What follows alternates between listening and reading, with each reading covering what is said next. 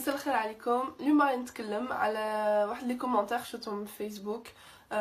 جوستومون البارح كنا 29 مارس في الجزائر، كان كاينه مسيره كبيره فيها خرجوا النساء يطالبوا بحقوق، ومنها حذف قانون الاسره الحجار للمراه.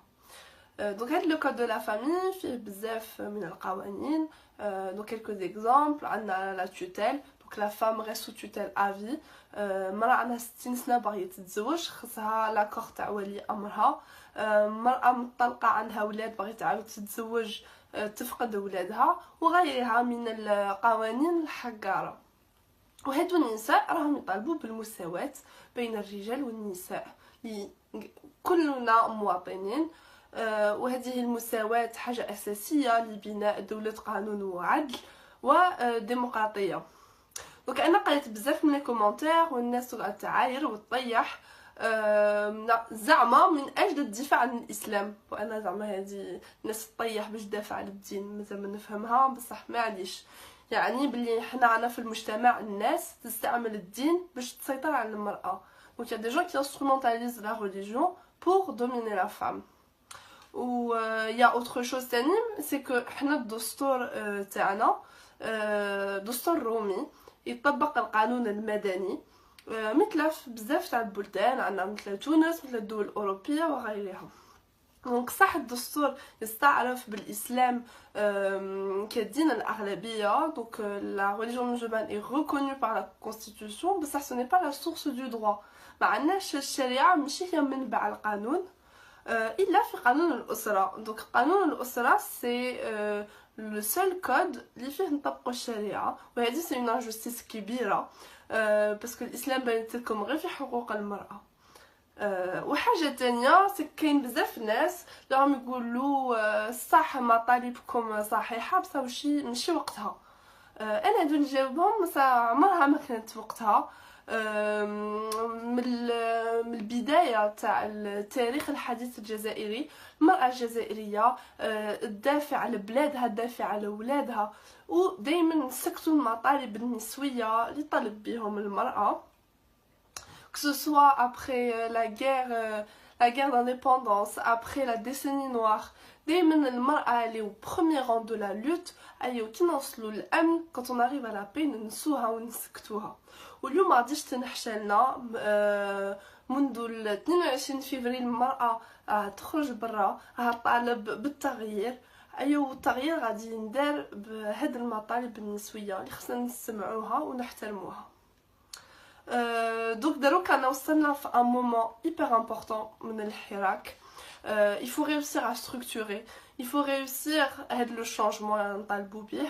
دونك انا نقولوا خصنا جمهوريه تانية، خصنا دستور جديد، وسورتو ديمقراطيه شعبيه حقيقيه. و pour avoir une vraie démocratie خصنا on doit respecter la diversité، خصنا نسمعوا لجميع مطالب افراد المجتمع، on doit écouter tout le monde, respecter tout le monde. ايوا ماشي هكا اللي غادي نقسموا الحراك، بيان او كونترير. لنشوفوا شاسرة في مصر. دونك كان كاينه لا ريفولوسيون في 2011 في 2013، وجوستومون البروبليم تاع المصريون سي كو كانوا يقولوا لا ما خصناش نخمو دروك في المطالب الجديده قبل اسقاط النظام، عاد باش نقعدوا نخمو في المطالب. اي تنحشات لهم درك راهم عايشين في ديكتاتوريه ثانيه، وحنا ما خصنا نتعلموا من هذه الاخطاء وما نعاودوهاش. باسكو انا من البدايه نقولوا السلميه باش نورو بلي الشعب الجزائري مثقف ومربي، لي سيفيليزي، لي باسيفيك. ايوا كي تجي في حقوق المراه هنا يبان العنف.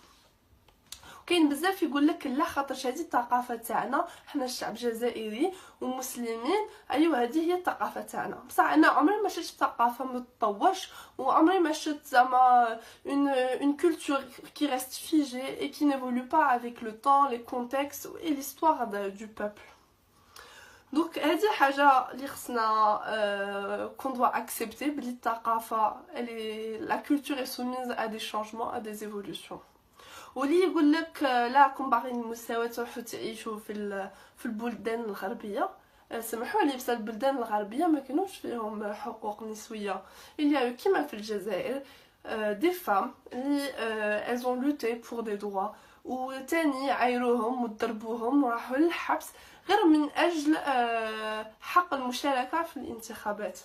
دونك سي جو دي تو سا سي تاني باش نشجع النساء والمواطنات الجزائريات ونقول لهم بلي il faut continuer à lutter, faut pas avoir peur, faut pas se laisser intimider par les réactions négatives اللي شفناهم من البارح. Et en plus هاد النساء اللي راهم يطالبوا بحقوق باغيين يبنوا الدولة مع الرجال راهم باغيين يقعدوا في بلادهم باسكو l'Algérie c'est leur terre et elles n'ont pas à partir pour avoir des droits. و justement حنا رانا باغيين نديروا هذا الحراك مع الرجال ensemble unis.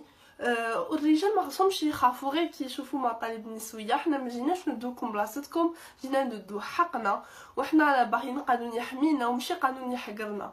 وجيسبر الناس غادي تفهم بلي il y a que de bonnes intentions derrière هاد المطالب هاد les revendications féministes, parce que féministe c'est pas un mot qui doit faire peur.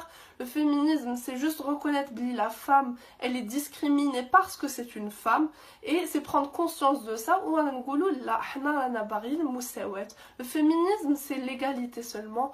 وحنا رانا باغيين une société démocratique, on veut un état de droit وين جميع الحقوق تكون محترمة. Courage à tous les Algériens et les Algériennes qui se battent pour un changement dans notre pays. Merci.